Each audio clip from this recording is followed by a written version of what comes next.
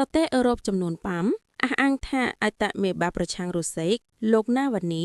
ត្រូវបានគេបំពុលសម្លាប់ដោយជាតិពុលយកពីសត្វកញ្ចាញ់ចេកប្រទេសអឺរ៉ុបចំនួន5ក្នុងនោះរួមមានទាំងចក្រភពអង់គ្លេសបារាំងនិងអាល្លឺម៉ង់បាននិយាយកាលពីថ្ងៃស្អែកពី14ខែកុម្ភៈឆ្នាំ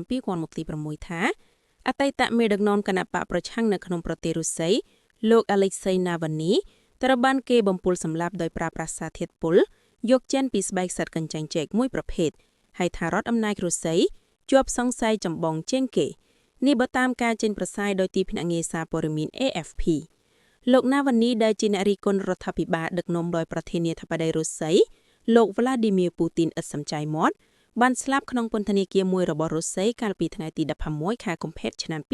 2024អំឡុងរូបលោកអនុវត្តទោសជាប់ឃុំ19ឆ្នាំនៅក្នុងសេចក្តីថ្លែងការណ៍មួយនៅឯសន្និសីទសន្តិសុខទីក្រុងមួយនិចក្រុមប្រទេសអឺរ៉ុបទាំង5ខាងលើបានគូបញ្ជាក់ដូចនេះថាចក្រភពអង់គ្លេសស៊ុយអែតបារាំងអាល្លឺម៉ង់និងហូឡង់ជឿថាលោកអាឡិចសេយណាវ៉ានីត្រូវបានគេបំពុលសម្លាប់ដោយសារធាតុពុលម្យ៉ាង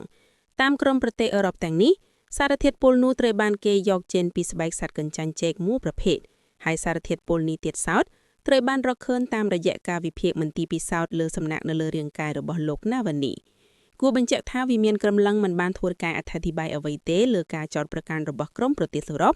ខណៈអ្នកនាំពាក្យក្រសួងការបរទេសរុស្ស៊ីនិងស្ថានទូតរុស្ស៊ីប្រចាំទីក្រុងឡុងបានច្រានចោលរបាយការណ៍របស់លោកខាងលិច